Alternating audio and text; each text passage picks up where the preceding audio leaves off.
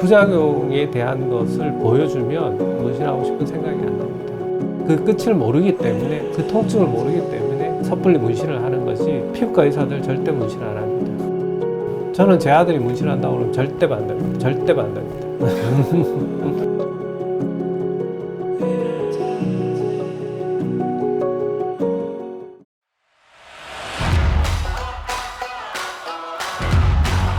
저는 신촌에서 문신을 주로 제가 하는 피부과 전문의 이상주 원장입니다.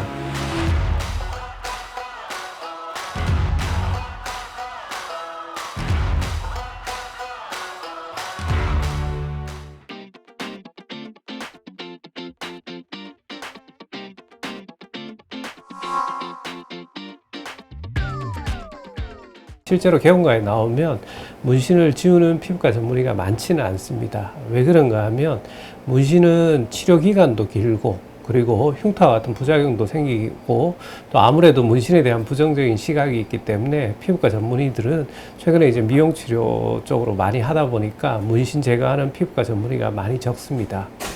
저희가 흉터를 전문으로 하는 피부과다 보니 문신을 제거하고 나서 흉터를 만들어 오는 경우가 많습니다.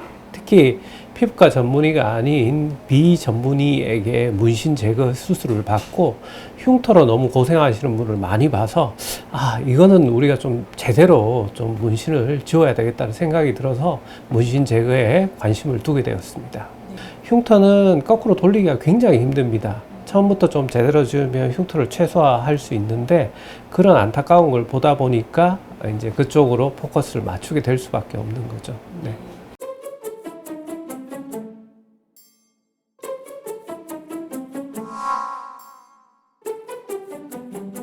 (1980년대) 정도부터 레이저가 나오면서 획기적으로 제거 기술이 올라졌습니다. 하지만 이 레이저도 한계가 있었는데, 기본적으로 레이저는 레이저 빛을 이용하기 때문에 레이저에 깨지지 않는 염료들이 있습니다. 대표적인 게 이제 티타늄이라고 우리 무기를 만들 때 사용하는 그런 중금속을 문신 염료에 사용하는데, 이건 레이저로 잘 깨지지도 않아요. 그래서 그런 경우에는 뭐 거의 반응이 없는 경우도 있습니다. 특히 이제 색을 곱게 내거나 흰색에 가까운 색깔을 낼 때는 그런 물질을 쓰는데, 우리가 어떻게 보면 연하게 있지만 실제로 레이저를 해보면 레이저가 튕겨나오는 것 같은 반응을 볼 수 있습니다. 네.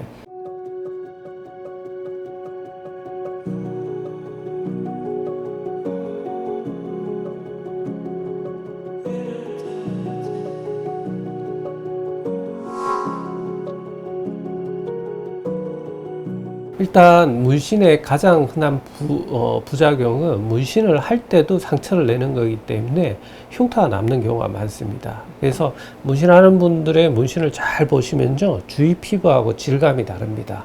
그리고 약간 올라온 경우도 있고요. 문신을 제거하게 되면 그것도 또 상처이기 때문에 흉터가 생길 가능성도 있고요. 특히 사람들 체질 중에 귀만 뚫어도 흉터가 생기는 체질이 있습니다. 우리가 켈로이드 체질이라고 그러는데, 문신 제거를 하면서 또 문신을 하면서 켈로이드 흉터가 그 부위에 이렇게 부풀어 올라가고 문신이 잘 안 보이고 오히려 흉터가 이렇게 있는 경우도 꽤 많이 봤습니다. 또 간혹 문신 염료와 체질적으로 안 맞는 경우가 있습니다. 그런 경우에 염료를 집어넣는데 온몸에 두드러기가 생기는 거예요. 그 두드러기 때문에 엄청 고생하시고 결국은 문신을 다 지우고 났더니만 그 두드러기가 없어지더라고요.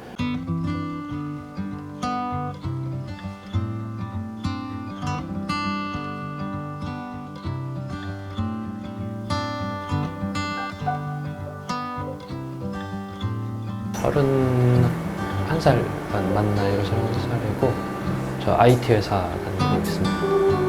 개발자? 디자인. 이제 나중에 결혼도 하고 그러면은 어른들 뵙기 좀 뵐 때 좀 만족해 보실 수도 있을 것 같아가지고 지우는 게 좋을 것 같다고 생각을 했습니다. 저 여기 보시면 문신 측정 가이드고요. 5곱하기10 사이즈 기준으로 해서 명암 한 장 사이즈 기준으로 저희 수가를 측정하고 있고요. 한 장, 그리고 한 장이 넘어가는 사이즈로 해서 규격이 이렇게 조장으로 만들어온 사이즈로 좀 산정이 좀 될 것 같아요.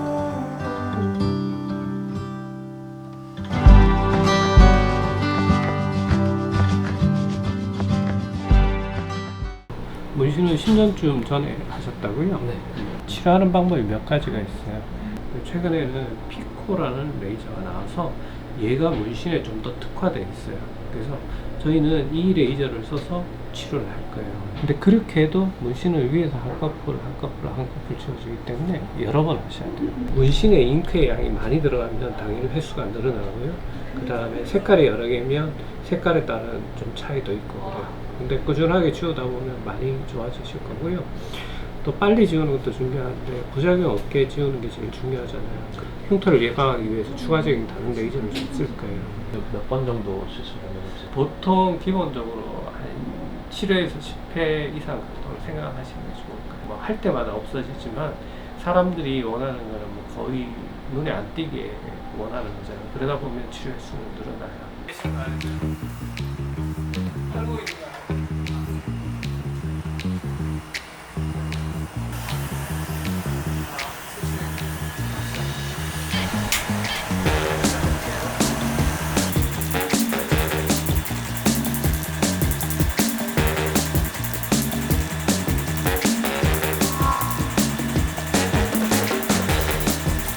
크게 두 가지 차이가 있습니다. 첫 번째는 문신을 지울 때 적절한 에너지 선택이 제일 중요합니다.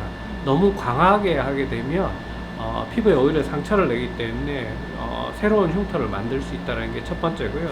두 번째는 문신 시술 후에 우리가 관리를 어떻게 하느냐에 따라서 결과가 달라집니다. 재생 관리라든지 드레싱에 따라서 생기는데 그건 피부과 전문의가 피부를 제일 잘 알기 때문에 그 노하우가 있습니다. 그 노하우 차이가 결과의 차이를 만들어내는 것입니다.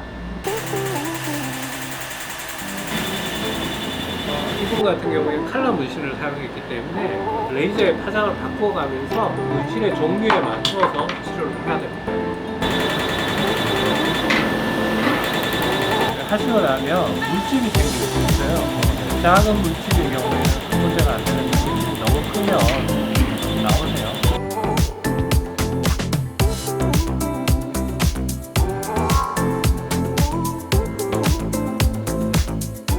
문신이 있는 부위가 피 내에, 진피 내에 있는데 걔가 터지면서 피부를 약간 찢기 때문에 굉장히 통증을 유발합니다.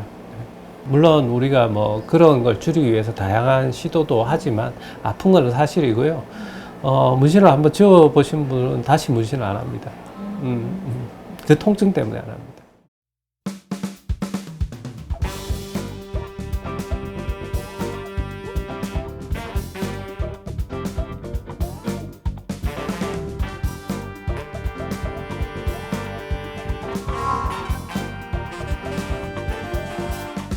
사실 문신을 피부과에서 많이 지우기 때문에 환자가 늘어나면 뭐 저희 수입은 증가된다고 생각을 할 수 있고 많은 분들이 그런 색안경을 끼고 있지만 근데 의사로서 문신은 흡연만큼 나쁜 게 분명히 아는데 의사가 뭐 돈 버는 것도 일부겠지만 그보다는 사회적인 책무가 중요하잖아요. 나라에서 면허를 준다는 것은 국민 건강을 보호하라는 거고 피부과 전문의는 제일 1순위가 환자의 피부 건강을 지키는 게 우리의 사명인데 그 사명을 저버려 가면서 돈을 벌고 싶은 생각은 별로 없습니다.